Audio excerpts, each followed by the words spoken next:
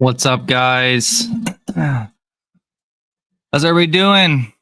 I wanted to go live. I wanted to get my thoughts out there. I wanted to talk to everybody. I wanted to just kind of run through what I'm seeing on my side of things.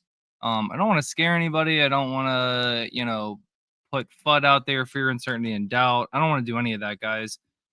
If you want to attack me and say that, I'm just fear mongering or whatever, then okay. But I'm literally giving my opinion and putting things out there to just warn people that this could get a lot messier. This could get a lot worse. People could lose a lot of money.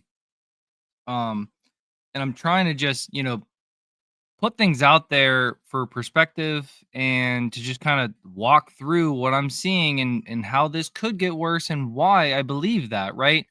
Not just because, oh, the government shut down, not just because the tariff stuff, whatever, because of what I'm seeing on the charts and how things could correlate between the charts and the fundamentals being the economy, how things are working, so on and so forth. So, yeah, I'm going to be doing this live stream. We're going to go through things. I'm going to be talking about everything that I'm seeing. I'm going to be talking about the worries that I'm seeing. And I'll answer your guys' questions.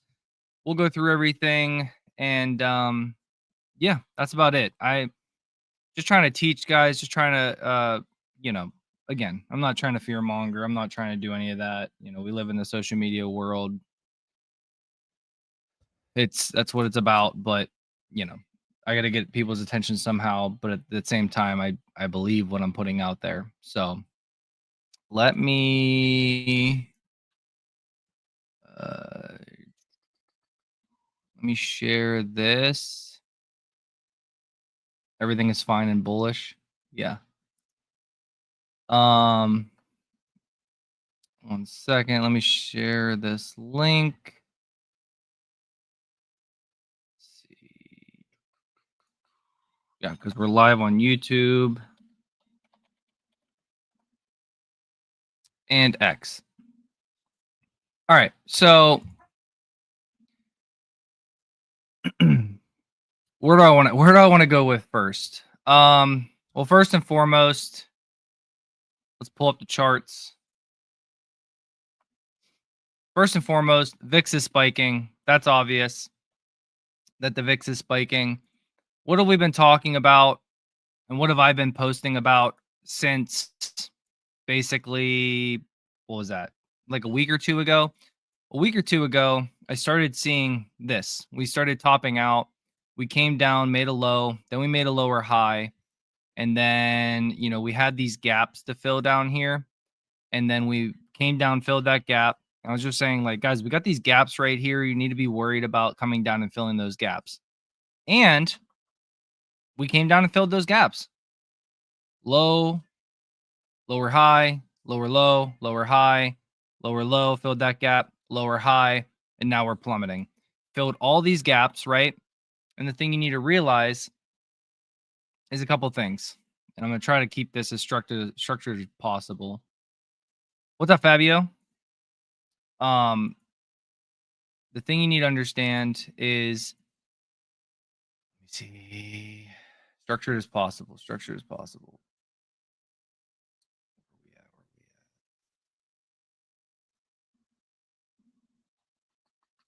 Where did I put that? Did I put that here?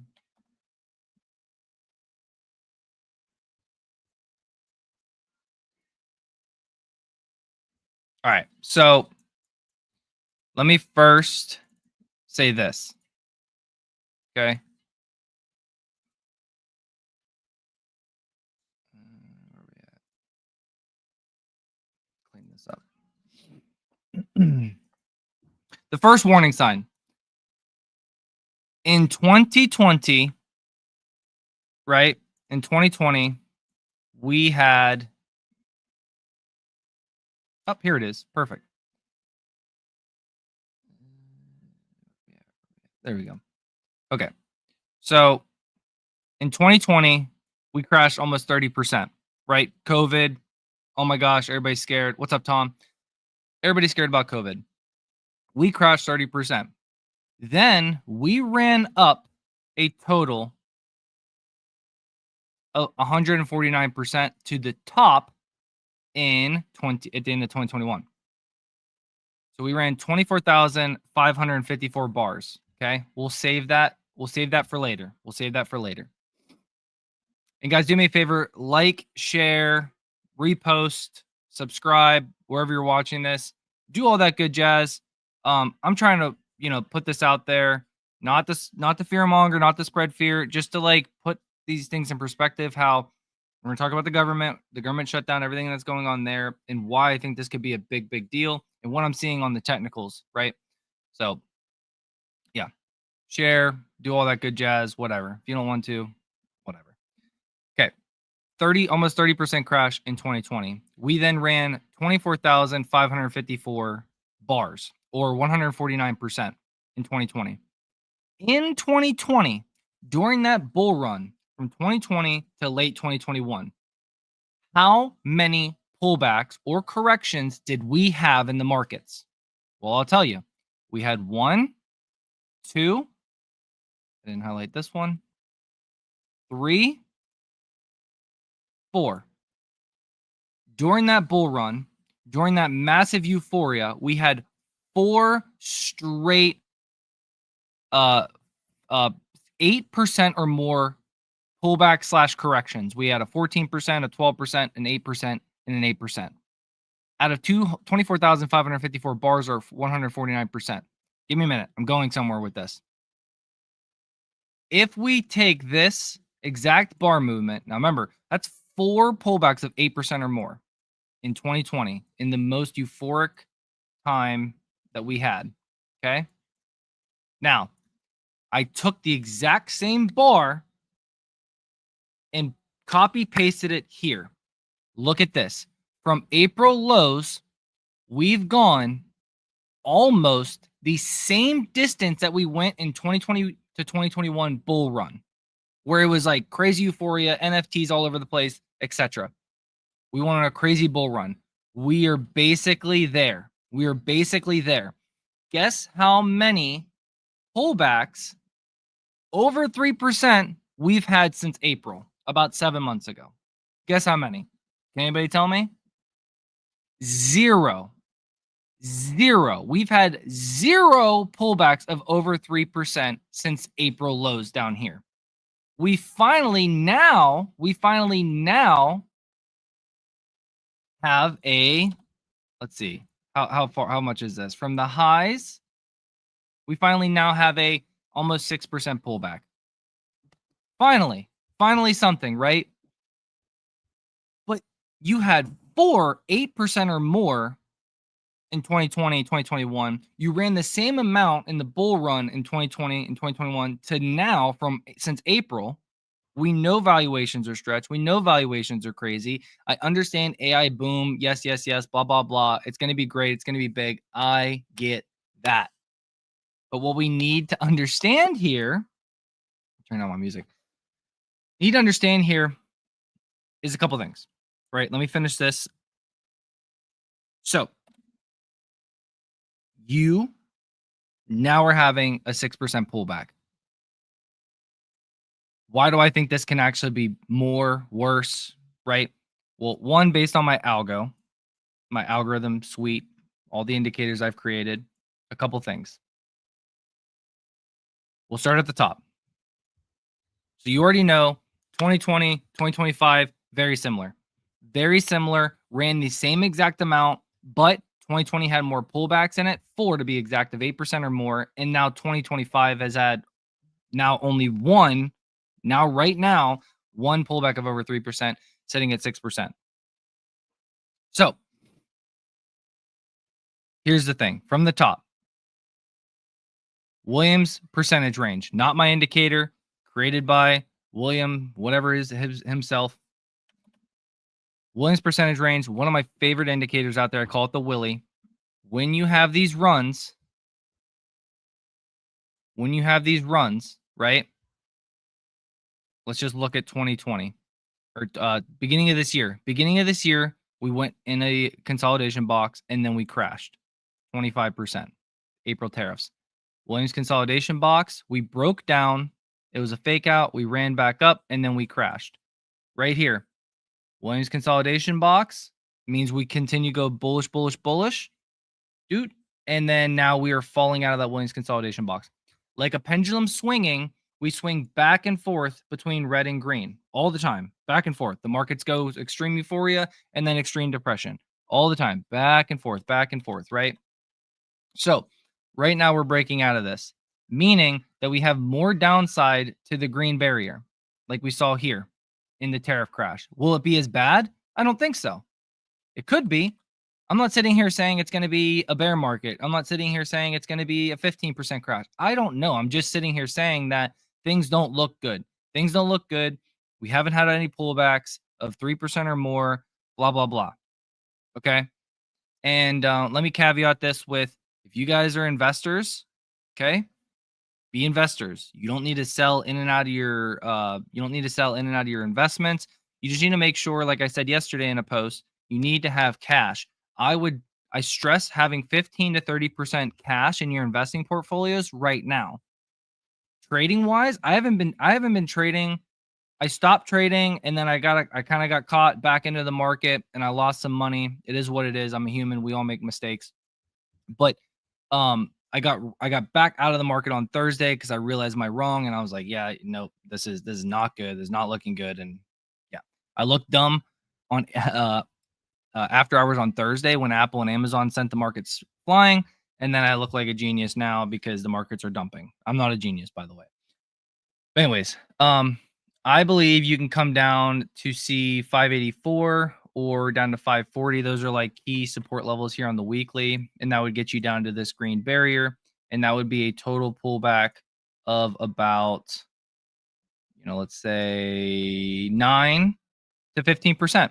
Very healthy, very healthy. And then that would just come back to retest this high, previous high, retest that, and then we can go higher. Not saying we can't.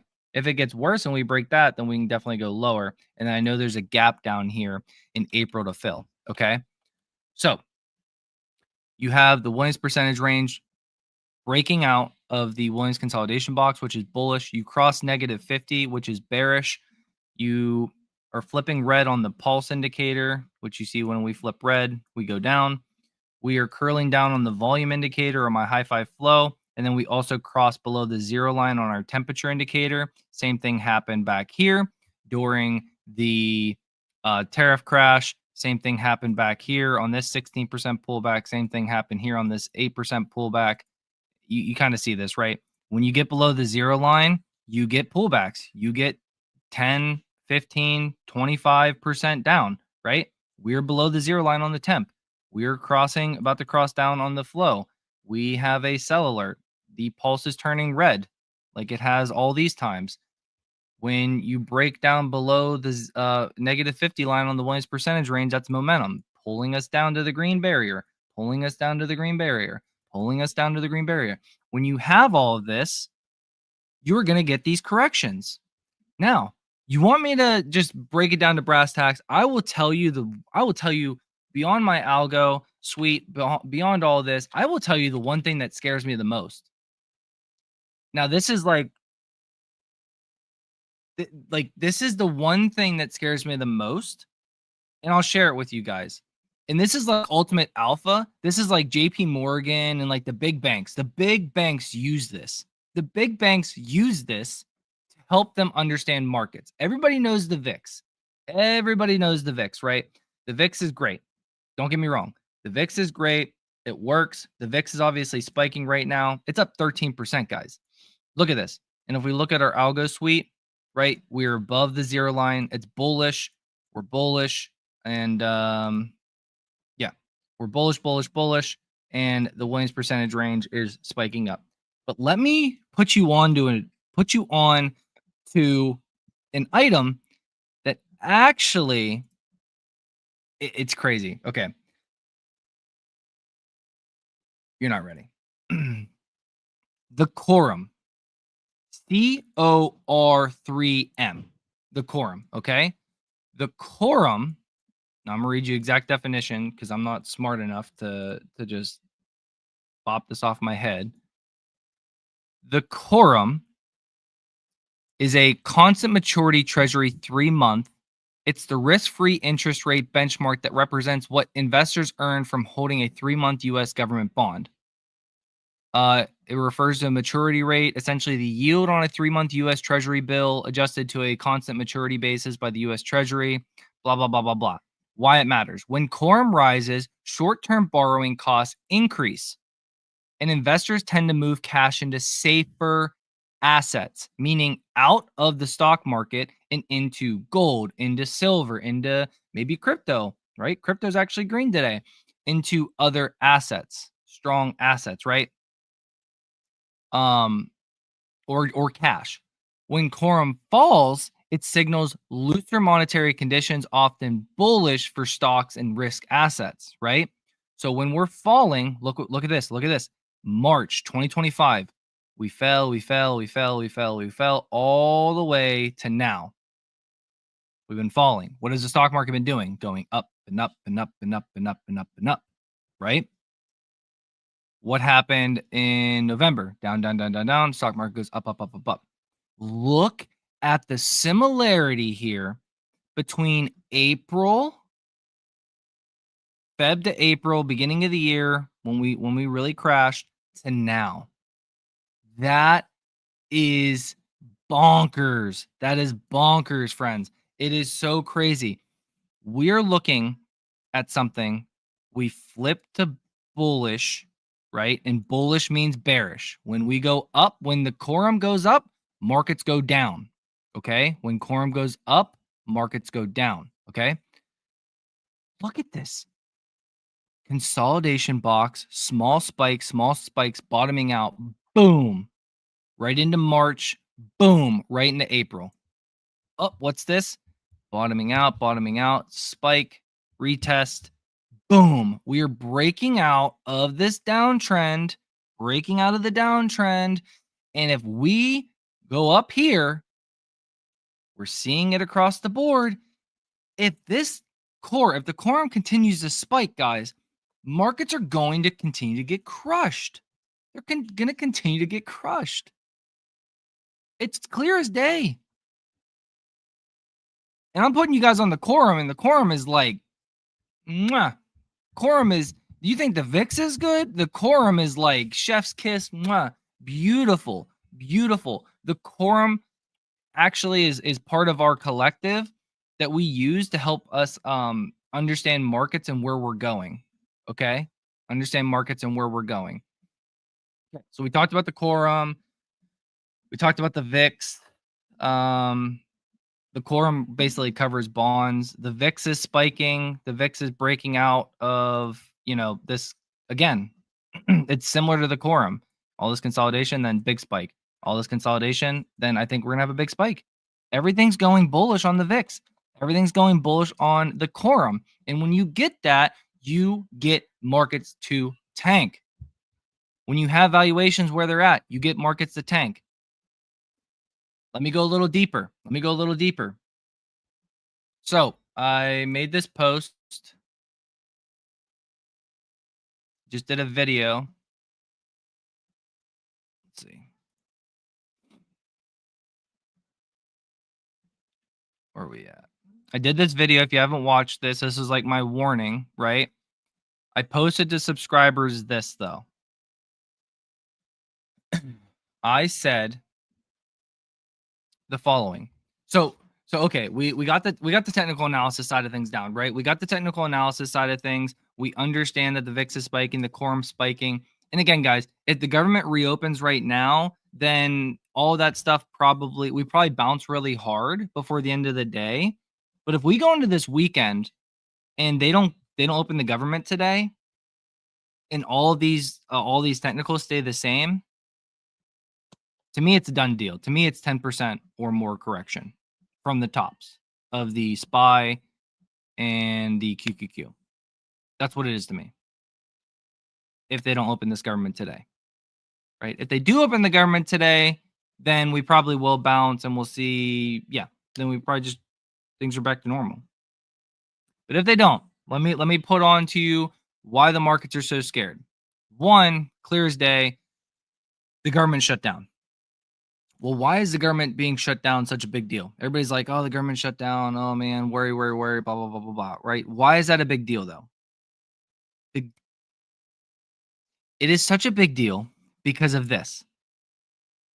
750,000 federal employees are furloughed. Let me just ask you this first. We're going into the biggest spending season, biggest spending quarter of the entire year. You have Thanksgiving, you have traveling, you have the government, or sorry, the government shutdown. You have holidays. Everybody travels on the holidays. Well, what's going to affect that? Whoa, well, they're actually about to cut 10. If the government says shut down, they're going to cut 10% of air traffic controllers. Have you already seen the close calls at airports? It's not good. There's been close calls. Here in Boston, there was a close call, like a 300-person passenger aircraft almost slammed into another plane landing from France. So they're coming back, long flight from Paris, and they almost just all lost their lives because of air traffic control error, because air traffic controllers being overworked, underpaid, people calling out sick, all this stuff. They're about to cut 10% of that going into the biggest travel season of the year. Do you see? Do you see? I'll put you on some other stuff. I'll put you on some other stuff. Again, and I'm not trying to fear monger. I'm not trying to say this. I'm just like, you need to wake up to why the market is reacting like it is. Because big money, Wall Street, they understand, they see what's happening. They see what's happening. And they understand the longer this government shutdown stays, the worse it's going to get. Okay. So we have, and guys, I'm not selling any of my investments. I'm still in my investments. I have 10 to 15%, or sorry, I have 15 to 30% cash across my investment accounts for people asking. I have 15 to 30% cash across my investing accounts. I have like one trade on. It's an insurance company. It's actually doing really good today because it's an insurance company, and I saw that they actually do well when the markets came down in April. So I don't care. Like I can actually still make good money on that trade. But besides that, I'm out of all trades. I have some puts on the market, and that's really it. My investments are staying. I've raised cash. We're good to go there. I'll buy the dip, but not right now. It's only like 5-6%. I'll buy whenever when we bottom out, when we get closer to that red barrier or the green barrier to bounce, like I was saying. I'll buy when we get closer down there. I'll really start looking for deals and stuff and loading up. But anyways, back to the story. So airlines are packed. Aircraft are getting delayed left and right. 10% air traffic controllers getting cut. Planes almost crashing because this government shutdown. If that continues, you are going to have people saying, I'm not traveling. I'm not going to deal with it. So that's less money spent. Less money spent at restaurants, less money spent at bars, less money spent on X, Y, Z, whatever you want to say. Everything. On travel, on everything, right? Vacations, on everything. One. Two. If the government stays shut down, you have 750,000 people, federal employees, furloughed right now. If you lost your job tomorrow, you are going to look at your expenses and say, what are needs? What are wants? Needs are food, water, shelter. What are wants? New iPhone, AirPods, spending $500 on my kid for Christmas. Those are all wants. They're not needs. So 750,000 people furloughed. 153,000, whatever, people lost their jobs recently. Highest since October 2023, when we were in a bear market. AI is having massive layoffs. AI is causing massive layoffs. All this turns into, like I said, less jobs equals less money, equals less savings, equals less spending, equals less revenue, equals big earnings misses. You see how that works? If Amazon doesn't do great in their best quarter of the year because people don't have jobs and people are cutting back on spending on Amazon, Apple, new iPhones, new AirPods, people are cutting back on XYZ. It just causes this big old ripple effect. So you have the first pillar, which is travel. Travel causing people not traveling as much because the government shut down, because all the airline delays, because blah, blah, blah, blah, blah. That leads to less GDP, that leads to less people spending, that leads to missed earnings for the next quarter because we're in the current quarter that's going to be reported next. Phase two, pillar two, we have Already 1 month out of the 3 months of this quarter, we've had the government shut down, we've had people furloughed, we've had people losing their jobs. They are strictly going to needs, not wants now. They're focusing on needs, not wants. That's the second pillar. Also affecting GDP, also affecting earnings. Do you see where I'm going with all this? The third thing is tariffs. If the courts come back and say, "No, no, no, no, no, no, you can't do these tariffs," they have to refund everything. All the deals that were done with other countries are probably axed now. So then you go back into a trade war, then you go back into renegotiating trade with all these countries and that whole thing again. So it's tariff get in times two on top of possible negative GDP for the next quarter. And if you get two of those, then you're in a recession. Do you see? Again, not trying to fearmonger, but do you see? Do you see how the technicals are showing, warning, warning, warning, warning, and they've been doing that. They've just been silently like popping us up, like everything's good, everything's bad, everything's good, everything's bad, everything's good, everything's bad. Tricking you, deceiving your eyes, and then bam, they dump it on you. When they do this consolidation, it's either consolidating for them to build up to send the markets higher, or it's consolidating for them to not build up, to unload their shares on you and then send it lower. Do you see? This is why I'm doing this live stream. Because I want you guys to understand that everything is not okay. I don't care what anybody else is saying. Everything's not okay. And there's real risks out there for us to go into a bear market, for us to have a big fat correction, for us to have a tariff get in April 2.0. Everything is there for this to possibly happen. I don't know if it happens. I'm not sitting here predicting that it's going to happen. I'm not sitting here saying it will happen. I'm not saying any of that. I'm just saying, let's look at the facts. We're looking at the facts. We know these things, and then let's extrapolate that out to kind of understand how this could impact things. And we just went over that. We just went over how this could massively impact things. And now the QQQ is down almost 2%. Right? Either it's going to be a crash or we're going to get rebound 2.0. Yeah, for sure. Now, let me put you onto this. Why should you actually want to crash? Well, if you have been living under a rock, if you saw in April how much money people made from April to now, it's been massive amounts of money. Why did they make so much money?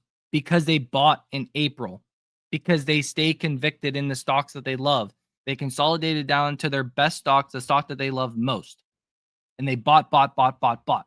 And then the markets went up crazy. So their stocks went up hundreds of percent. And they made life-changing money. You see, you want a 10% pullback or correction. You want a crash. You want a bear market. Not going to be fun, but if you're a long-term investor, it's going to be the best money you ever made. As long as you can stay emotionally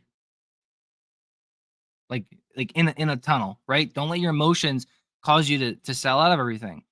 I promise you, whatever we're going through now, whatever we do go through, if markets get really bad, if like the news will shift to like this doom and gloom and oh my gosh, like everything's gonna go to zero, like this is gonna be a Great Depression, and that's where people get scared. You're seeing everything that's happening. I'm talking to you about everything that's happening right now and how it can, again, it's not a guarantee, but how it could affect things. Okay. But in the long term, the markets go up and up and up and up.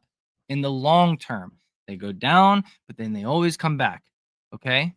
If the markets go down and they don't ever come back, then we have way bigger things to worry about. Things are way worse and things are not going to be good. Okay. And then money probably won't even matter anymore. At that point, it's food, guns, and bullets, to be totally honest. So, what questions do you guys have for me? I wanted to lay that all out there.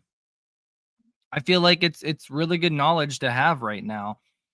Again, I'm not trying to scare you and like be like, you need to sell now, you need to sell the bottom. Like everybody needs to like look at their own portfolios and whether they're investing, whether they're trading left, right, left, left brain for trading, right brain for investing. Separate the two. Whatever you're doing, you need to figure out what works for you and what's best for you and your family. Okay. I don't give financial advice. I don't tell people what to do. I'm just looking at the facts here, and the facts are getting scary, and they're getting scarier, right? I think we have a government vote today. Man, if they don't open this thing back up, then it could get really, really, really ugly, guys. But at the same time, again, I don't like to be like toot my own horn or anything like that. But I've been right up to this point, not me personally, just my strategies and how I follow these things, right? So I was calling for these gaps to fill. They both filled, and then we got this 5% pullback that I was expecting. And again, now things just look worse. How did I know about these things? Well, it's real simple. I just draw these Williams consolidation. I just draw these little boxes here. And once these boxes break to the downside, then you're going to get moves down. When they break to the downside, you're going to get moves down. When you get down here to the green barrier, it's kind of like being super oversold on the RSI. You're going to get moves back up. Where we're at right now, I wouldn't be surprised if we bounce into end of day, because we are extended to the downside. We are extended to the downside, but the daily here, this is the daily, this is the weekly. The weekly's still extended, guys. We got a long way to go for the RSI to get any kind of oversold on the weekly. And here's the scariest thing. I go by 2 hour is your least likely, daily is more likely, weekly is very likely, and then monthly is super likely. Just meaning that's how you should look at time frames.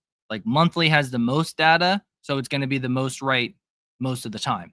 Weekly has a little less data, but it still has a ton of data. With weekly candles, it's going to have a ton of data, and it's going to be right most of the time. Daily, less, 2 hour, less, 15-minute, way less. You see what I mean? Also, Ronnie, I think there's a perfect shakeout opportunity into a Santa rally. Yeah, it definitely could be. It definitely could be. It definitely could be. And again, I'm not trying to scare people out of their money or anything like that. It's just you need to understand nothing is certain. We've gone on such, everybody knows a lot of these companies are overvalued. Everybody knows where we're at. It's not. Oh, another thing, guys. Look at the earnings. Okay. Two other things. One, look at the earnings. Palantir destroyed earnings. Probably the best earnings they ever had. Meta destroyed earnings. Robinhood destroyed earnings. What happened to those companies? Down. They went down. Why'd they go down? I have people in the community. Why'd they go down? They had such great earnings. Because valuation eventually matters. It eventually matters. Valuations eventually matter. Okay?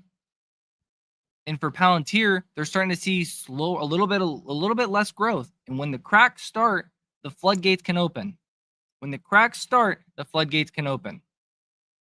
HIMS was growing quarter over quarter revenue growth, and then they had 1 quarter-over-quarter deceleration of revenue growth.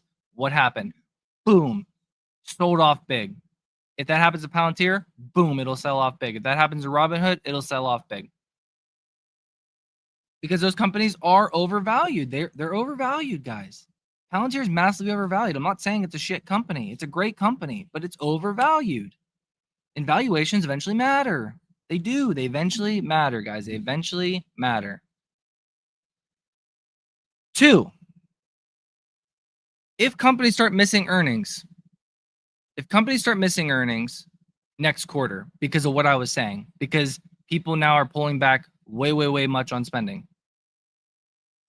If these companies come out and still say we're capex, spending like crazy, what do you think Wall Street's going to say about that? So you just missed on revenue, you missed on your earnings, but you're still spending the same or more? That's a big problem. That's a big problem. Because now if you have them spending capex like crazy, capex is going this way, but earnings and revenues going this way down. Oh my gosh, that is why I'm saying it could crash the markets. Send us in a bear market. Because if these companies are starting to they're crushing it right now, but markets don't care anymore. Markets aren't going to pump them higher, higher, higher. Just saying, the cracks, the big fat cracks are showing. The big fat cracks are showing. Would you trim some Zeta to buy lower or just trim overall positions? I would just, I posted it yesterday. I could pull it up. I think that was the last thing I had to say. Let's see.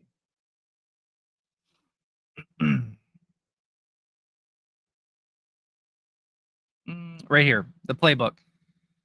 Cut smallest positions first. If that's not enough, deposit funds. If you don't have funds to deposit or it's going to be too slow to get you to 15 to 30% cash, then you can sell your weakest conviction stocks and move on. So just get rid of the, like, consolidate down. If you have 20 stocks, you don't need 20 stocks. You need to cut out the ones you have the least conviction on and hold like the top 5-10 stocks you have the most conviction on. And then number 4, somebody said, trim some from profits from big winners, large positions. Don't sell out of your positions, just maybe trim some back. I trimmed a little bit of my FLNC, Fluence Energy, in my gems portfolio, my high five collective today, because I simply just said, you know, I'm up 36%. I can see this pulling back, but I don't want to sell out all of it. So I put in $10,000 into it. It was at like 11,800. So I just trimmed like 1,800 to get me back to $10,000. That's it. That's it. So those are good tools to go ahead and get you down to the 15 to 30% cash. You should not be trying to time this market. What I'm saying here might not happen. I'm not saying it's going to happen. I'm not saying it's a guarantee. I'm just saying, like, it's a worry. It's a worry. It's definitely big on the wall of worries. And there's a lot of things right now that just don't look that great, guys, and that could send us lower. We're hitting $600 on the QQQ. This is definitely a bounce area. $600 is a very psychological level. Could definitely be bouncing here. Could definitely see a big bounce here. So just be wary of that. Should you buy more Oscar right now? Completely up to you, my friend. Completely up to you. Again, I'm not selling out of Oscar. I'm not selling out of Zeta. I'm not selling out of HIMS. I'm not selling out of any of these companies. And here's another thing. If you are in companies like Robinhood and Palantir and you bought recently, or if you're in any of the companies that have been running like crazy and their valuations are extremely stretched, buckle up. If this market continues to come down and things continue to get bad, the ones that have the most stretched, craziest valuations are the hardest to fall. The ones that, like, in my opinion, like Oscar and Zeta and D-Local and United Health Group, the companies that are undervalued and maybe might seem more like safer for a lot of people, they're not going to get hit as hard. They're still going to get hit, but they're not going to get hit as hard. What other questions do we have? Ronnie, valuations matter, and that is why I avoid high flyers and being companies that have not had a run relative to indexes. Zeta. Yeah. Zeta they have no damn right to have Zeta down like it is today, but it doesn't matter because markets are going to do what markets are going to do, okay?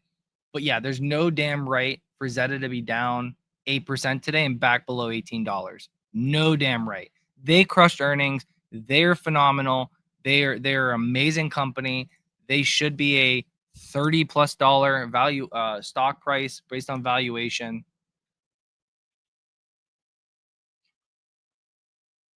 Yeah, that's why I'm not selling Zeta. They might get beat up with the rest of them, but they're not going to get as beat up.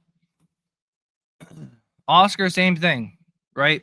But man, like, Oscar could be the best of both worlds, friends. It could be the best of both worlds. Why could it be the best of both worlds? It could be the best of both worlds because let's say the government continues to say shut down into, let's say, the beginning of December.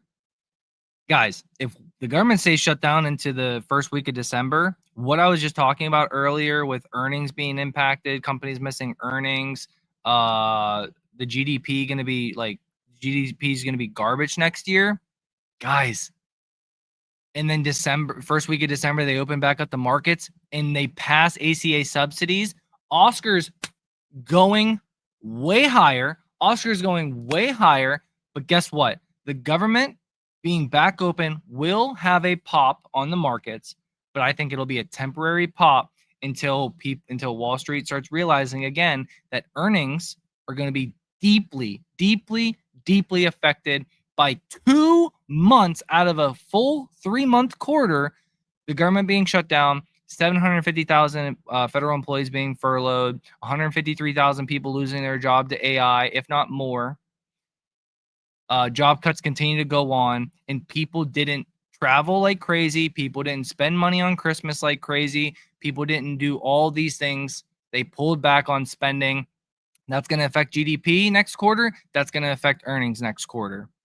So, government opens maybe December. We get a pop. I would not be buying the top of that pop. I would not be getting back in the markets like everything's fine. If we go 2 of the 3 months out of this quarter, government shut down, all those people out of jobs, they're not spending money like they normally do. They pulled back on wants and they are only spending money on needs. Less travel because the airlines don't have the bandwidth. They're packed. People see the news. People see the news and all these airlines and airports being slammed, and people are just going to say, I'm not going to go see grandma and grandpa. Okay, I'm not going to deal with it. And I'm definitely not going to deal with a plane that I'm in having a higher risk of me being unalived because there's 10% less air traffic controllers. There's more stress on them. They're not getting paid. They're calling out sick. They don't care about as much as their job. Okay? So the percentage is different than 2020 run. Yes, the percentage is different, but you have to realize that the percentage is different than 2020 run because the stock market's worth more now. You see what I'm saying? You see what I'm saying? Like if we go from 200 to 300 now compared to 500 to 600 is different percentages. It's different percentages overall because of where the markets are at. Okay. So the percentages are different, but that's why you measure bars, right? That's why you measure bars. 554 bars, right? Yes, it's only 61% from 395 to 638, but the bars, the amount of move that it's had, 24,554 is the same as 2020. So 149%, okay. Yes. That's because we went from 167 all the way to 404. See what I mean? But the bars, 24,554, the amount of bars that we moved is the same. Just like 15,508 bars on this 37% pullback compared to, oh, I might be wrong about this. I don't know. Either way, same. We went on a massive run. We had multiple pullbacks. Here, not so much. So, somebody asked me about Cypher Iran. Cypher Iran, guys, they've ran so much. Everybody thought this earning it was great earnings. It was great earnings, but is it enough to say okay, 16 billion? I get they're great. I love Iran. I love them for long-term investing. But again, it's showing it's like it's peaking. It's showing like it's peaking out. If this Williams consolidation box breaks here and we roll down to the green barrier, then we're gonna fall down to like 48. I think I made a post about Fibonacci retracement levels for all these stocks, and I think it's like 40 or 38 or something like that. Let me see.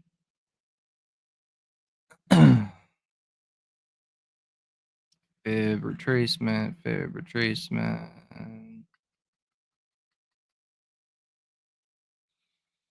And I posted all this stuff. I've been posting all this stuff to subscribers. I've been posting it to everybody too. You know, I posted to subscribers and people in the High Five Collective first. Posted to all of them, and then I posted to everybody else here for free. But yeah, I've been posting about the worries here in the markets for a while now. Been posting about the breakdown to the gap fill in IWM. Posting about posted this video.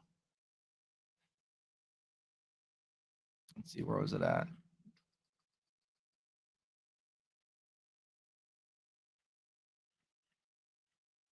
I don't know. I post a lot to the subs, so yeah. Here's why I'm avoiding the market surge. Yeah, I went over a bunch of stuff. Gap fills, gaps to be filled, the reasons why I'm hesitant on the market, so on and so forth. Food for thought. Meta lost 170 points since earnings. Why would a CEO not back down or announce a reduction in his AI spending after losing so much market cap?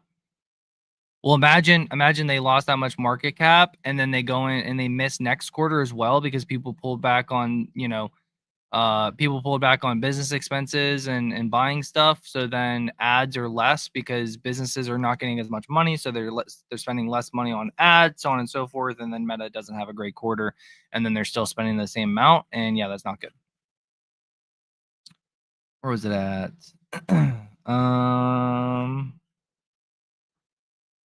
Where's those fib levels that I posted?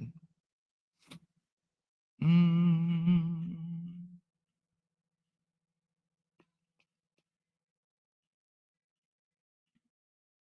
Dang, man, come on, where's it at?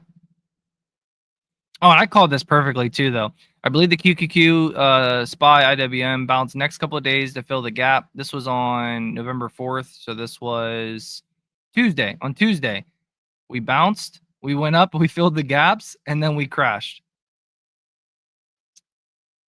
Here it is, fib levels. Yep, so Oscar's 1704. It's obviously below that. Zeta 1697. If I get Zeta at 1697, I'm definitely a big buyer at 1697. I'm a buyer under 18. That's crazy. FLNC at 1265. HIMS at 4172, which is I think it's right there below it. IREN at 3803. Tempest at 72. Cypher at 1240. Amazon at 229. So those are the 618 fib retracement levels. Yeah, those are the fib retracement levels that I'm seeing. I ran, what did I say, at 38? Yeah, people were like, yeah, 38 would be crazy. It would be crazy, but it's not out of the question. It's not out of the question that it could happen. Markets continue to come down, guys. It's definitely not out of the question. 2% now down. We broke through 600. Things are getting really, really bad, guys. Remember, we just had a big down day yesterday. Now another big down day today.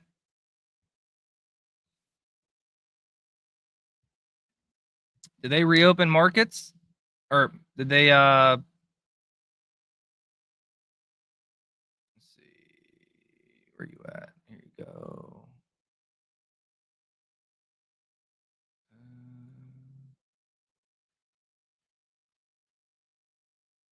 I don't know. Yeah, guys. Yeah. What do you want to know? What questions do you have? Almost 48 minutes here.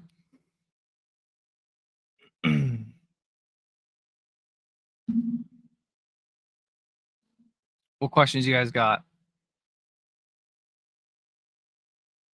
My main positions are Amazon, Brookfield, Uber, and some Zeta. Feels relatively safer compared to too many other popular stock picks. Yeah, that's a great portfolio. Those are great stocks to be in, friend. It won't really get hit too much. Undervalued bull. I don't like bull. Are you in Absolera? No. I was in it as like a monthly trade, but then I got out of all that because I just didn't like where the markets were going. What do you think about BMNR? I think it's a great play on Ethereum, but I just don't know if Ethereum. I don't know if like the whole thing right now is like cryptos. I'll show you. I'll show you. So we got the markets here, right? QQQ. It's breaking down big, and like this is such like a sad thing, guys. It's such a sad thing. Look what they did. Consolidation, breakdown, panic. Consolidation, break up. We're good. And remember this move up here to like 638? They pumped this market and it was basically only Nvidia. I was in trades at that time and I'm like, none of my trades are going up. None of my stocks are going up. It was all Nvidia and like a couple other Mag 7s or a couple other Mag 7s. Oh, shit. Thanks, Tom. Hold on. Yeah. So They consolidated here, and then they dropped it like a rock. They dropped it like it's hot. Consolidation. They shot us up to like 638. They made it seem like, yep, markets are good. We're going higher, going higher, going higher. Here we go. Next stop, new all-time highs. We did. It was on the backs of NVIDIA. They kept sending NVIDIA and Palantir and a couple other stocks higher, higher, higher. My trades were losing. My stocks were losing. It was literally NVIDIA that was going higher. And then what happened? Now they're dumping. Ultimate fake out, guys. They literally ran this up on NVIDIA, and now they're dumping everything. Even though while we were running up, everything else was still dumping. Everything else was still dumping, guys. So this is a big, fat, ugly candle, similar to back here, similar to back here, similar to back here. It's not good when you get a big, fat, engulfing weekly candle. But yeah, we're coming down here. We're below the zero line here. Things don't look good. We're breaking out of this Williams consolidation box. And when that happens, even though this was a fake out here, we ended up going lower. This one went lower. This one went lower. More times than not, the Willie does come down and comes down to the green barrier. Yeah, not good. Not good, not good, not good, not good. Let me show you Bitcoin. Bitcoin, what have I been saying? Another thing that I've been saying Bitcoin, watch for this. Consolidation box, rip down 32% from highs, and then we continue higher. Bitcoin, consolidation, consolidation, consolidation, rip down to 90,000 or so to the volume shelf, and then we rip higher. Look, look, look. Williams consolidation box, breakdown, down to the green barrier, back up to the red barrier. That's when we ran. Williams consolidation box, we ran. Then we kind of chopped sideways, but now we've been coming down. You see that. The 9 EMA crossed through the 21 EMA on the Willie, and it's coming down, coming down, coming down. And that's what Bitcoin's been doing. It's been coming down. I really want to get in Bitcoin. I really want to get into Ethereum and XRP and Solana, but I want to wait for the right opportunity, right? I'm waiting for this to bottom out, show me it bottoms out, and then I get a launch on the weekly. When I get a launch on the weekly and these other algo suite indicators start curling up and the Willie curls up and tells me coast is clear, I will go in. I will go in. Is that timing? Damn right it is. It is timing. But I trust my algo suite. I trust what I've built. I trust my strategies, and they've been right thus far.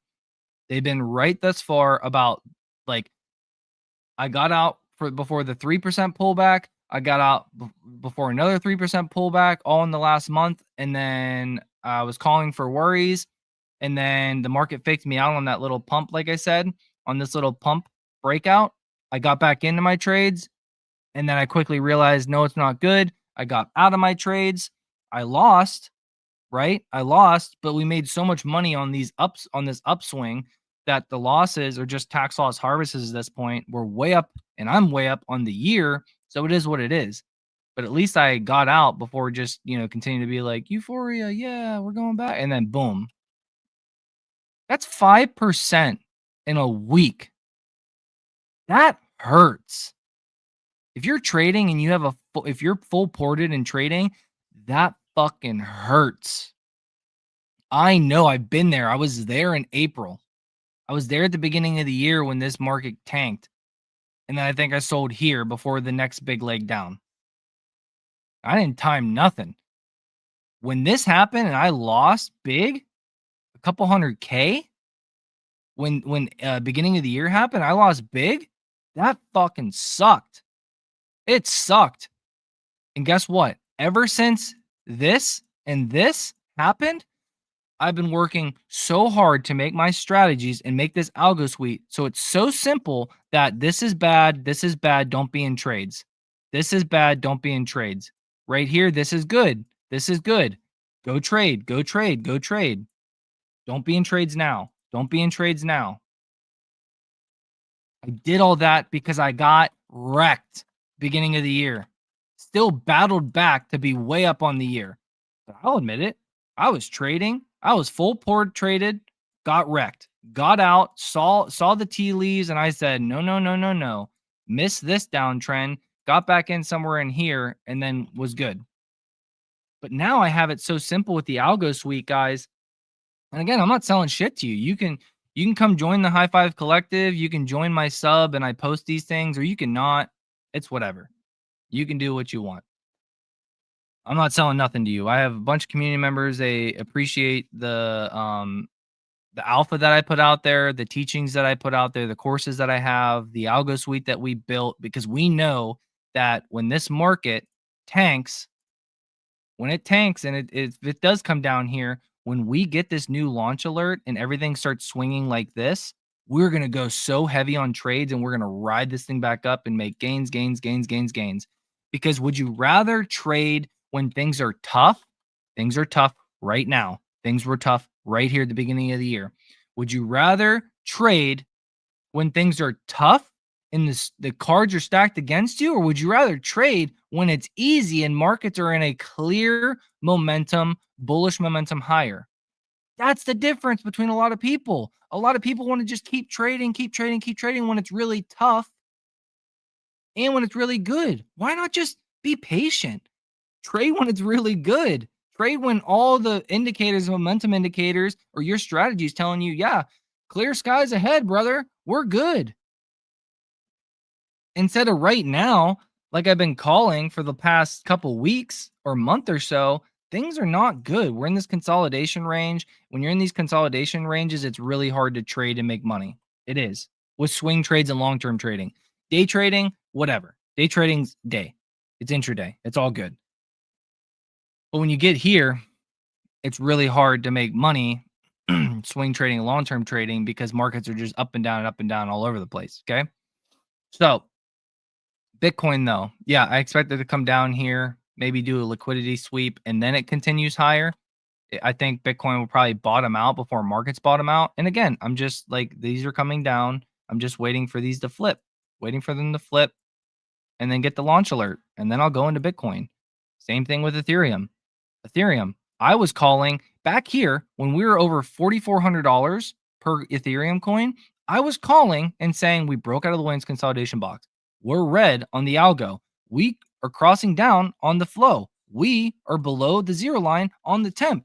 Bearish, bearish, bearish, bearish. We are bearish on Ethereum. I'm bearish on Ethereum. Do not buy Ethereum. What happened?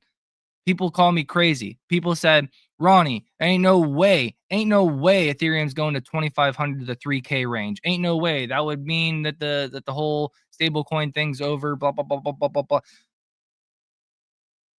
A low of $3,055. Not so crazy now, and it could still go. It could still go lower. This is my range. My range is here, 2,500 to like 3,000. That's my range. Why is that my range? Because you can see resistance, support, support, resistance, support, resistance, resistance, and then comes back to retest it.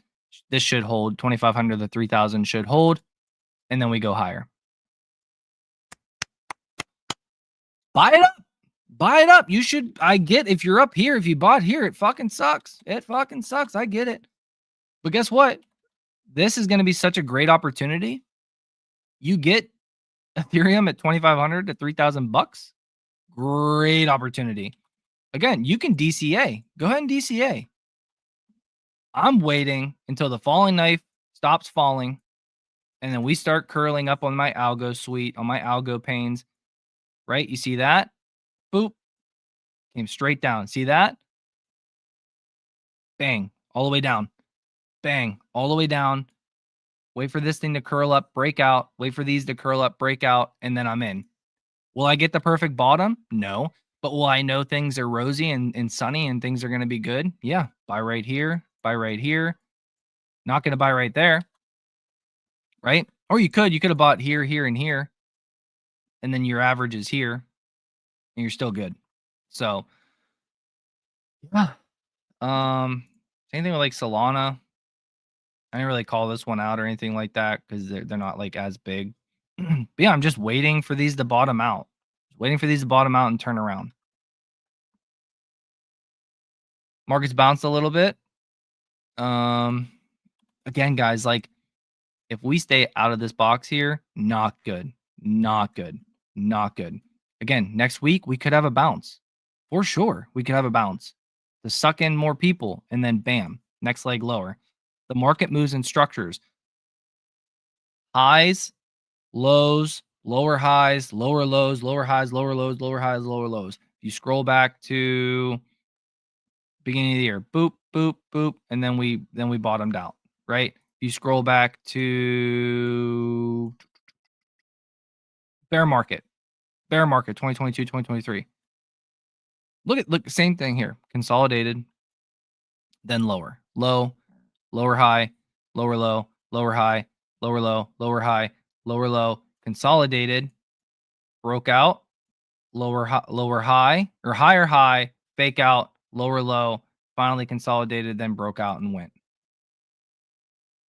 Again, we stayed under this for a long time, got faked out a little bit here on this move up, and then we went lower. But again, like nothing's perfect. Nothing's perfect. The markets are going to move, but you just need to be wary when these things happen. Like right now, like things just don't look good. And you got a lot of catalysts that could be bad. Root looks like crap, like the rest of the market. We were gonna get a launch alert here. We were starting to curl up. We were starting to look good. I entered a position. I'm now out of that position. I'm out of that position because it's still a falling knife. I got in that position because I was getting a launch alert and I was expecting this breakout to move higher. Guess what? I think it's undervalued, but I wait for a launch alert to tell me when to get in because the weekly launch alert will take me into a monthly launch alert. If I get a monthly launch alert, like here, great buys. Like here, great buys. So I'm looking for a weekly launch alert to give me a monthly launch alert so then I can ride this thing higher. My whole thing is where trading and investing meet, where fundamentals and technical analysis meet. I use both. I don't just buy a company because it's undervalued and catch a falling knife. I don't do that. I wait. I say, okay, I love Root. I think they got great fundamentals. I think they're massively undervalued, but I'm not just going to buy it. I'm going to wait for the technicals to tell me it's good.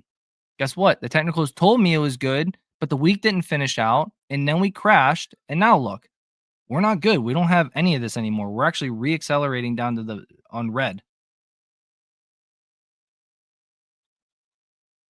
So I'm not buying it. And again, you have these other launches in here, but what you need to really understand is we're in a downtrend here. We're below the zero line here. We're below the zero line here. So even though we have these launches, that's just one piece of the puzzle.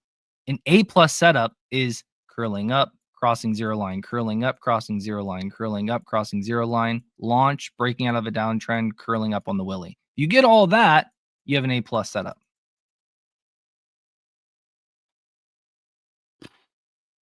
Someone asked hymns. Now hymns I've been a buyer of. Now, why would I keep Hims? Well, I think Hims at $40, I don't see how it could really get beat up that much more, honestly, because you still have your launch here, you're still on your pulse here. This doesn't look great. This doesn't look great. But here's the thing, you're just in this consolidation range. I like Hims for the long term. It's a lot harder to judge this one. But yeah, to me, like I like Root, but I think they can go a lot lower just because. Hims could also go a lot lower, but I just don't really see it, honestly. Like for Hims to go under 35 or 30, I mean, I think that's crazy. I think that's crazy. So I'm holding on to Hims. Yeah, like I said, that's why I exited Root. And again, some people don't like that. Some people are like, no, if you invest in a company, you should buy them and then hold them and not time. I'm not trying to time everything, but I will time some things. And what I really do time is my entries. I time my entries. Quorum, yeah, Quorum's breaking out. It's 15 minutes delayed though. I don't know how to get the up to date Quorum. It's 15 minutes delayed. It's whatever. It's not a big deal. But yeah, markets are bouncing a little bit, right? Maybe creating a bottom here on the 15 minute. Definitely maybe creating a bottom here on the 15 minute. broke through, like, yeah, broke through 600 and then we bounce right back above 600 would be a clear, like, okay, oh no, get in a bunch of shorts and then they liquidity grab them and then run it back higher. Could definitely see that. But guys, for sure, like, not out of the neck of the woods. Like, this is still a really, really bad day. Um, Zeta back up above 18, Oscar at 2.5, everything else getting hammered. Honestly, I should probably be like looking to take some longs here on some day trades, but it's Friday. I'm already up. I'm already up a good amount from day trading this week, so I'm not. I don't like trading on Fridays, honestly. Typically low volume garbage. 55 by end of year.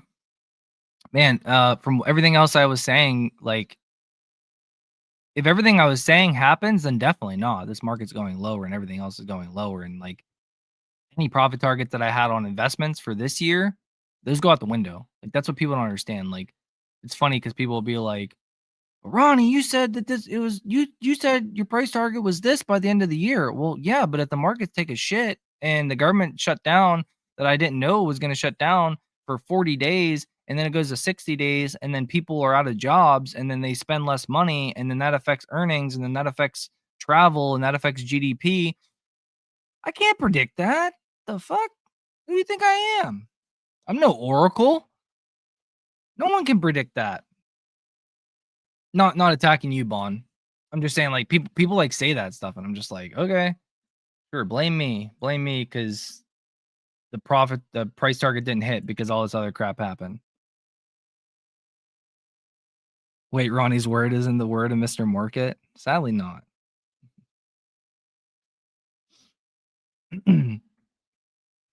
But what I'll say, guys, is, and I really don't want to say it, but I'm gonna say it,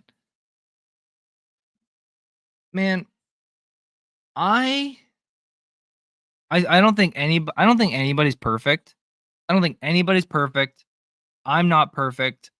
But, like, I really hate seeing the, like, I'm never gonna be like, "Don't follow this person because they stayed bullish during this pullback," or whatever. Like, that's dumb. But also, people shouldn't be like, "Don't follow, oh, look who you were following that said, to not be buying the pullback or saying that it was gonna get worse or warning people." I think that's dumb too. I think there's room for people on both sides. I think everybody should honestly have this like equal weighted like bullish and bearishness. Never be too bullish, never be too bearish. Just be in the middle. Why do you have to be ultra bull all the time? Why do you have to be ultra bear all the time? Why can't you just be in the middle?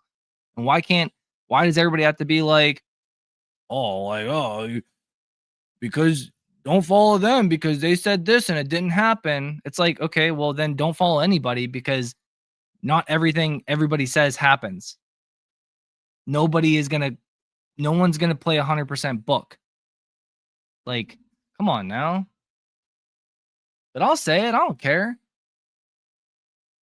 Like some accounts on X, yeah, are for sure, just like up, up, up, up, up. Everything can be up, and they don't warn anybody. Well, that's on you if you want to continue to do that and continue to like if if you can understand when things are good and understand the overall market dynamics and understand and like they're gonna do really well when the markets are good, and that's great. Follow them, but just like don't get stuck in this like only bull, only bull, only bull. Markets only go up, up, up, up, up. Like that's not the way you play it. And again, everything I said today, and look at that right there. Look, yep, boop, under 600. Then they run it back up, and then we'll see how we close. That's really what's going to matter is how we close into the end of the day. But guys, I'm like, all this live stream was about was just to warn you of some things that I'm seeing, some things that could happen. They might not. I don't know.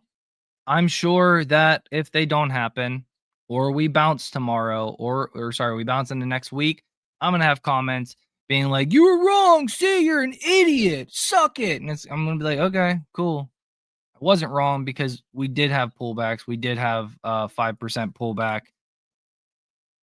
If if And I'm not even saying I'm going to be right or wrong about what I was talking about earlier today. I'm simply just warning people. Like when I say urgent warning to all investors and traders, what you need to know now. You need to know this now. It is an urgent warning to everybody because these things could materialize into something bad. I'm not sitting here telling you to do anything. I'm not giving you any financial advice. You do you. Just saying, understand the economics of things, understand what everything's like the things going on around you and get out of your bubble, get out of your tunnel of just bull, bull, bull, bull, bull. Okay. Because that's how you can get really, really wrecked. Really wrecked. Have some risk management, be safe in investment portfolios, have 15 to 30% cash. Because even though we're down 5%, we are still right off all time highs, guys. And in case you were not in the markets or not alive at the time or something, I don't know, like no one thought this was going to happen in April. And then it just kept dipping and kept dipping and kept dipping. And then people got absolutely wrecked. And everybody can sit there and say, like, oh, yeah, like just keep buying, just keep buying, just keep buying. This was easy to keep buying, keep buying, keep buying. You know what wasn't easy to keep buying, keep buying, keep buying? And where people got exhausted? The bear market of 2021. People said, "Oh, buy this dip. Oh, dip more. Buy this dip. Oh, nope, we're not. We're back. Nope, we're not back. Oh, buy this dip. Oh, we're back. Oh, we're not back. Oh my gosh. Oh my gosh. Oh my gosh. Look how much we're losing. Oh my gosh, I'm down so much money. I don't have any more money to buy the dip. Oh man. Oh man, this sucks. This sucks. Sell. Oh man, I missed out. Buy. Oh man. Oh man, I fucked up. I'm out of the markets. Fuck the markets. Bottomed higher. Oh my gosh, I lost all my money. I lost all my money and the market's bottomed. I hate this game. The market's rigged. Blah blah blah blah. Do you see how that works? Pretty clear how that works. And you think it won't happen to you? You think it doesn't happen to a lot of people? It happens to a ton of people. There's so many people in my community alone. There's so many people that talk to me on X that are newer investors. And I'm not trying to I don't need to save anybody. I don't need to do any of that. I just want to teach people how you can trade and invest and it can be really great. And it's my passion. I love talking about it, you know? You want to join my communities? Cool. Join my communities. You don't have to. You want to keep following me on X? Keep following me on X. If you don't want to follow me on X, if you don't like how I am, who I am, then don't. Okay. All good. Like everybody can do whatever the heck they want. You don't even have to be here listening to me. You're listening for a reason. I don't know. But cool, guys. If you missed any of this, you can it's gonna be on X and YouTube, so you can go back and rewatch it. If you missed the beginning of it and my talked about everything, I'll just do a quick recap. Recap is you just need to be careful. You need to have 15 to 30% cash in your investing portfolios. If you're still trading right now and you're buying these dips and you're not really buying you're trading and you're buying these dips just based off of, oh, well, these stocks are hot, they're going to bounce, they're going to bounce, they're going to bounce. That's not always how it works, guys. If this truly is a bigger 10% correction or something, the bounce is not going to come. It's going to keep going down because those stocks are super overvalued or something like that, okay? So to recap though, summary is not telling you what to do, not saying anything, not giving you financial advice, not giving you any kind of ammo to be like, "Oh, Ronnie was wrong, blah blah blah blah blah." I've been right up to this point, so I know my strategies work. I know what I'm doing works. You can talk into deaf ears. I'll mute you and I don't care. Like you can just keep talking to yourself. I don't care. What I care about is that I warned my followers, I warned my subs, and I warned my community members about a now 5% pullback. And a lot of them are sitting in a shit ton of cash. What better situation could you be in? And then, oh yeah, last month we did 35%. 35% in 1 month on trading. I took like a 250K portfolio up to like 375. Not flexing. Just saying. Okay. So 35% gain, 100 and some thousand made, sold out, locked in all my gains, avoided the 5% pullback because of my strategies. That's a win. I already won. You can say whatever you want in the comments. I already won. I can be wrong about this, about my thesis that might play out or might not. I'm not saying it will or won't. I'm just saying it's possible. And it depends on variables. Government stays shut down. Oh yeah, things are bad. It's gonna get bad. And I literally said it the other day. JP Morgan came out and they were like, retail's buying and we think retail can push this market higher into blah blah blah. And I'm like, yep, that's a sell. You never trust Wall Street. Never trust Wall Street. Ever, ever, ever. Never trust them. If Wall Street's saying, yeah, markets are gonna run to this, it's a buy, blah, blah, blah. It might, but I'd be worried. Okay. I'd be worried because they're trying to get extra liquidity out of you. So yeah, I didn't hate on anybody. I didn't smear anybody's name. I didn't do any of that because that's not me. That's not my style. And that's not what I do. Everybody teach their own. Whatever they want to talk about on their platforms, they can talk about on their platforms. Whatever I want to talk about on my platforms, I'll talk about on my platforms. I talk about long term investing. I talk about trading. I talk about overall markets. I talk about my faith. I talk about my family. I'll talk about whatever I want on my channel. You either like it or you don't. You respect it or you don't. But what I know, I'm good. I'm a good person in my heart, and I'm trying to help people and educate people on what I know, and it's my passion, and I love talking about it. So yeah, I'm not showing anything on my screen anymore. I'm just talking. I'm ranting. Um. So yeah, the summary is just be careful. Make sure you have cash ready for any dips because the market can go down. If the things I'm talking about that I've raised legit um worries about 10% cuts in at airports for flight attendants, people traveling less because they're unemployed, federal or normal because of AI and job loss. Oh yeah, rates are still high because the Fed is always slow to cut rates. Trueflation actually shows, I didn't talk about this. Trueflation actually shows that inflation has been rising for the past 3 to 6 months. Inflation has been reaccelerating the past 3 or 6 months because Trueflation is much more up to date than CPI and all that crap. Like it's the government, it's slow as hell. Go figure. People don't have jobs. People are gonna go to needs, not wants. Bills, everything's so expensive, anyways. So you think people are gonna go buy? I mean, they might go buy new iPhones, and everything like that. Okay, cool. But you got to understand that the majority of people are gonna sit there and say, "I just don't have the money for it." Sorry, Johnny. Sorry, I can't spend $500 on you this Christmas season. I don't have a job. We need a penny pinch. I've been there. I came from like nothing. I came from nothing. Okay? Came from nothing. I've been there.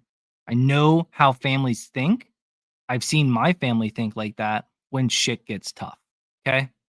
So you might know people that aren't affected, but just understand that it might just be the people that you're around have it good. There is a lot of people out there struggling right now with prices, and this government shutdown is not making anything easier. And it's going to make more people pull back on spending. And if that happens, one plus one equals two. Less traveling during the holiday season, the biggest quarter of the year for earnings, less spending on presents, on traveling, on vacations, so on and so forth. That means less GDP, worse GDP. That means shit earnings. Right after we just had really good earnings from a lot of companies, but people are starting to say, capex is a little too high for my blood. And honestly, I think I already said this as I commented this to somebody. If the government opens today or even like next week or something like that, if the government gets open and like this whole thing resolves, then I just wasted my entire breath on all of this, honestly, because I don't think a month would be enough to really hurt earnings. But again, like I'm saying, the longer it goes, the more it can really hurt. And if I wasted my breath, so be it. Hope you guys still learned some stuff and learned, the quorum. I mean, honestly, just learning this quorum could be massive for you. Just learning this quorum could be massive. Okay. Like this thing, it's really good. how it tracks markets. And I'm telling you, like the big banks, JP Morgan, all that, they use the quorum. So they're probably shitting a brick right now, seeing this thing break out of this downtrend since May and reaccelerate to the upside. And it looks exactly like this. They look exactly alike. Yeah. Market's bouncing like I figured they would, dip under 600, grab some people, grab the late shorts, send it higher, and then we'll see what happens from here. Might run into end of day or might run to like 1 or 2 and then pull right back down. Just gonna depend on the government. I've been talking to you guys, so I don't even know what the government's doing right now or when the vote is. Does anybody know when the vote is? Does anybody know what the vote is? I'm screen sharing my heart. Very honest, man. I appreciate that, man. I try. I try. Let's see.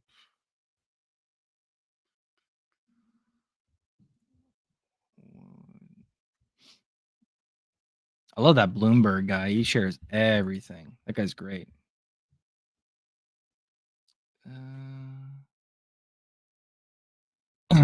Soon, possible vote on bill to pay some federal workers today. That was 9 minutes ago. That kind of matches the market's popping here a little bit. Yeah, a little bit.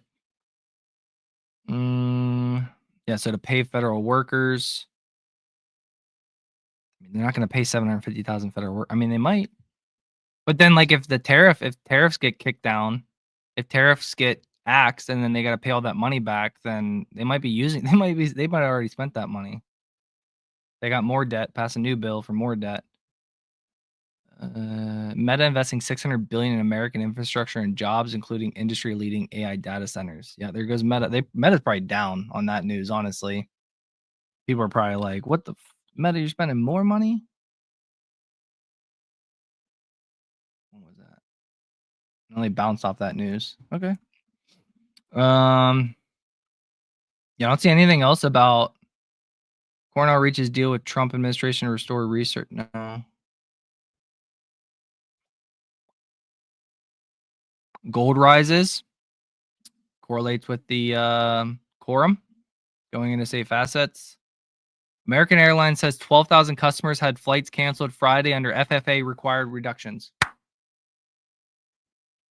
People aren't thinking. We're talking about this. We're in this tunnel right now. And I can tell you, I'm on X, I'm on social media. I don't see anybody talking about how this is going to affect spending and going to affect travel into the earnings season, into the rest of this quarter. No one's talking about it. They're going to start.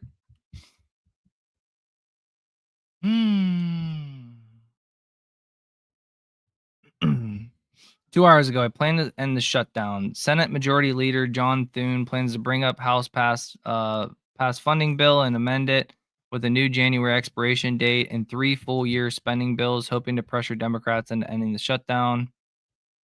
Democrats, buoyed by recent election wins, remain firm on demanding an extension of enhanced subsidies, ACA subsidies. Guys, the market's not opening until Oscar rips, and Oscar's ripping when ACA subsidies get extended. There's no reason. The Democrats are not in charge. There's no reason. There's no reason for the Democrats to come off their seat. Why would the Democrats come off their seat?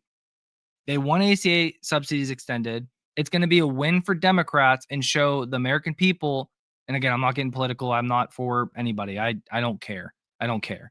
But it's going to show the American people like, yeah, Democrats fought for us to not get screwed with higher premiums. That's what they're really looking to do.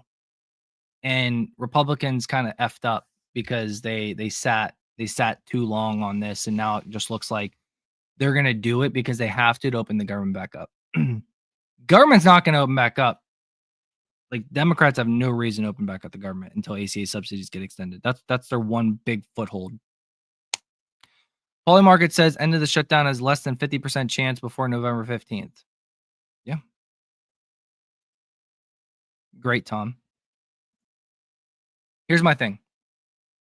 Everybody keeps saying like right before Thanksgiving or something, good news that we get all this done.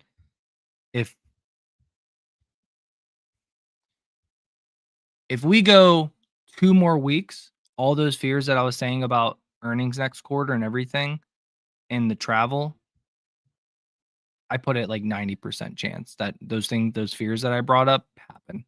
Earnings are gonna shit the bed. Companies are gonna say, "Yeah, because of government shutdown, because of this, because of that," and it's already gonna be priced in. It's already gonna start crashing before then. I don't know what happens, but I know how to freaking read the tea leaves, and I can see the shit in front of me. That's it. Appreciate you guys. Watch this all back if you didn't see it. I think it's good. Um, yeah. Hope this helped. Um, I wanted to jump on a live stream. I just wanted to talk to everybody about it. Whether it happens, whether it doesn't, whether you want to call me an idiot, whether you want to call me a bear, I don't care. You do you. I'm gonna live my life. I'm sitting on a shit ton of cash right now, and I'm ready. I'm ready to start trading again. But I need I want to trade when it's easy, and I can tell when it's easy. You can see it right here. You can see it right here. I made it simple. I mean, I know it's a lot, but wait for it to be easy. What did you think about Oscar earnings? Can you talk about it for like 2 minutes? Yeah, I mean, I didn't even make a video on Oscar. I'm not the type of person just to make a video just to make one. I posted my thoughts on X about Oscar earnings. That rhyme bear, I don't care. Yeah. um Honestly, earnings this year for Oscar, as soon as they came out and said MLRs are crazy high, and then all the other health insurance companies are like MLRs, yeah, they're crazy high. We're all getting shit canned because of them. When they came out and said that, and they said that we're going to be EPS negative this year, that was it. The rest of the earnings for the year based on EPS, they it's not that they don't matter, but like it doesn't nothing's gonna like change like that. Like EPS is gonna be negative for the year, net income is gonna be negative. It is what it is, and it's because of MLRs, because of medical loss ratios. There's nothing they can do about it. It's a health insurance. It's a sector thing, not an Oscar thing. So it is what it is. SG&A costs are continuing to come down. Love to see that. Still a great leader at the helm in Mark Bertolini. Love that, obviously. And yeah, I think ACA subsidies, excuse me, subsidies get extended. And yeah. If they don't, 2026 is going to be a down revenue year. I think they get back to net income positive. I think they'll still have free cash flow and things will still be good, but it's not going to be as good as it could be with ACA subsidies. They've already guided without ACA subsidies. So I don't want to keep saying like ACA subsidies and it doesn't happen and everybody's just like I mean, if it doesn't happen, everybody's already going to be like, "Oh man, that fucking sucks." And the stock's probably going to sell off, and it is what it is. That happens whenever you get something, and it's like I'm not trying to pump it and be like I just truly believe, like based on what I know, that they will get extended.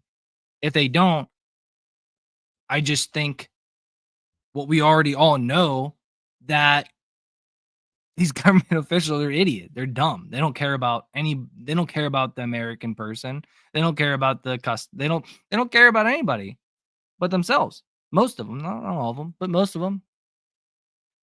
But that's what happens. Okay. Revenue missed slightly. Again, important, but they also raised revenue by like a billion or two for the whole year.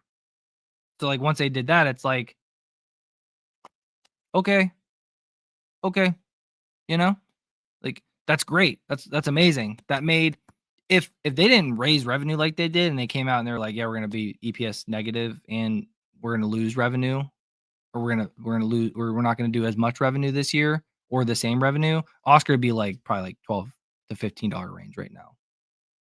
I don't know what's that. No, it's higher today. So yeah, um, those are my thoughts. There's not a lot to talk about, honestly. I don't talk like all the time about Oscar. Um, some people talk all the time about Oscar.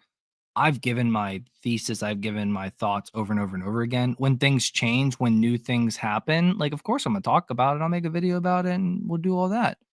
Yeah, I own Amazon. Amazon will be a $10 trillion market cap one day. I think probably, well, I mean, depending on, if we go in a bear market or something, I think like definitely before 2035, I think. Yeah, before 2035, $10 trillion market cap. I think. It's just such a Amazon's such a neat I called Amazon an easy money buy when it was like 200 and like low 200s. I was also calling it out when it was like 180, 160. I was buying in April when it was like it hit like 150 something in overnight trading with on Robinhood. So yeah, yeah, you guys always comment. Like I'm always looking to make more YouTube videos. I'm always looking to do more of that. I need to get on a little bit of a better schedule. I'm trying my best. I try to help out my wife with everything as well. I got two small kids, so everything I do is especially all the free stuff. Like I have a community, I have subs. It's you have to pay to be in there. Like I'm not hiding anything. Like it is what it is, but it's like that because it takes a lot of time and effort to run all that, to do all this analysis, to do all these updates, to do the legwork, investing, researching companies, to put out to make it simpler for people to understand, to teach, to make the courses, to build the indicators, to have my strategies I've worked on for all these years. Okay, if you're in my shoes, you're just gonna have a free Discord and all your time's gonna go to that, and you're gonna do all this stuff with no incentive, no nothing, and you're gonna take time away from your family. Come on, like we know what this is. I mean, like, what, like, pay me in love. You know what I mean? Like, think I'm a bad guy because I got a community. Okay, people in my community love me, most of them. All right, guys. Which companies do you see do well after AI bubble burst? Yeah, and I didn't even talk about an AI bubble burst. I don't even know if that's like a thing. I don't know. Crypto's going. Crypto's bouncing a decent bit. um,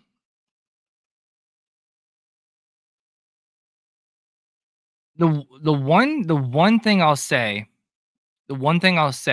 that I think would prevent us from going into a bear market or like more than like a 20% correction or something like that. Now again, like if the government like this happens, like what I was saying earlier, then probably maybe not a bear market. The one thing that probably holds us up from going into a bear market is honestly the fact that the if you look at the entire market, it's basically being held up by like a few companies. And like you still have a ton of companies out there that are great companies, like not just the small guys like Zeta and Oscar and stuff are undervalued, or Root or Four or D Local or Onto. Not just these companies that are undervalued, but also like your retail stocks, your consumer staples, right? Like all these companies are undervalued too, like Nike and SD Lauder and Disney and all these companies, like they aren't at super crazy valuations. That's the one thing I would say, like, what I could see happen is like the top stocks fall off or something, but everything gets rotated into safer plays like your Nikes and stuff like that. We'll see. Like I said, all bets are off. Like if spending is in the shitter and people keep losing jobs like crazy and like no one's gonna buy Nike or SD Lauder or nothing. No one's buying anything that they don't need. So market depth is worse. RSP TF shows that massive outperformance of SPY compared to RSP. Yeah, I believe it. I believe it. People are going for dividends now and safer bets. Markets are going back down. It's kind of funny that crypto's up. What I was saying earlier, like people want assets now. You could see crypto go up and the markets keep tanking. You could finally see that separation. You could. You could. I could see it. But still, I'm just going to wait for my algo to flip back up and give me a launch. These things curl up and tell me we're good to go, and then I'm gonna get right back in. I also called this bull flag out right here during the Trump election. I was like, yep, he's gonna get elected, and then boom, gonna have a big run, and he did. Anyways, guys, my voice is going. Appreciate you following me. Appreciate you supporting me on this journey. I can't believe that we're at 30 what 34,700 followers. I can't believe that. I can't believe it. It's crazy. Oh, I didn't show Bitcoin. Sorry, guys. Yeah, no charts. Tom's always on me. Tom's like, "There's no chart. You're just talking to yourself. um, but yeah, I appreciate you guys. I appreciate the love. I appreciate so many of you being amazing people and not being assholes. Like honestly, like there's a lot of a-holes out there.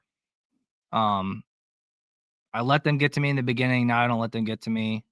I'm happy with where I'm at and with what I'm doing and where me and the community are at. And yeah, the majority of people are great.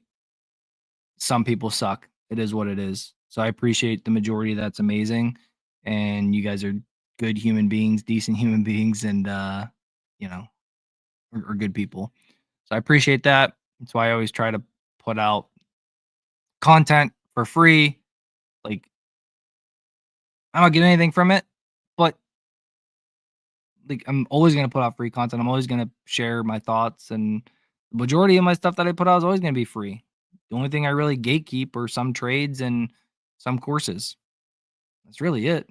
So you can keep following me and keep getting everything for free, really. But if you want to support me and come in and join the community, and everybody's great in there. Like the community is to a point now where it's like everybody's talking amongst each other and like running the algo themselves and like making trades themselves and crushing it. So yeah. But anyways, appreciate you guys. I appreciate all the support and the love. And yeah, should keep growing on socials. That's great. That's awesome. It's cool. I get to talk to more people, get more friends. It's awesome. I love it. I I, I just love doing this. I just love trading. I love investing. I love talking about it. I've always loved talking about it for the past 10 years. I wanted a way to do this like whole social media thing. Never had the courage to do it, and then I just started doing it, and it's worked out now because I think, but because I think I'm just like myself, not trying to be anything I'm not, not trying to sit here and show you like a multi-million-dollar account and be like, look, I have all this money, so you can have all this money. Like, what's that do? Like, if I have a ton of money and you don't have a ton of money, like, okay, because I have a ton of money doesn't mean you're gonna make a ton of money. Like, it's so stupid. Like, let me show you my cars and blah blah blah. Like, I'll show you my new Tundra. It's nice. It's nice, but like, okay. I don't like have some fancy sports car, shit like that. Like, so I don't care. I care about my kids. I care about my wife. I care about my family. I care about them not struggling and doing good in life and being good people, people of God. That's the ultimate. That's my ultimate thing. Is God, honestly. So, all right, I'm gonna just keep ranting. Love you guys. Have a great day. Have a great weekend. Don't stress too much about the markets. If you find yourself stressing out too much about the markets, you need to reanalyze your positions. You need to reanalyze the money that you have there. And you should just make sure you have money to take care of you and your family. That's number one. I get everybody wants to get rich tomorrow, wants to be in all these great companies. I get that, but you got to take care of your family first. Robinhood stock, Bitcoin, uh, whatever is not going to take care of your family because it's in an asset. You're owning a business. If a homeless person owns a business, but they're homeless and they're not taking care of themselves, then what the heck is the point? All right.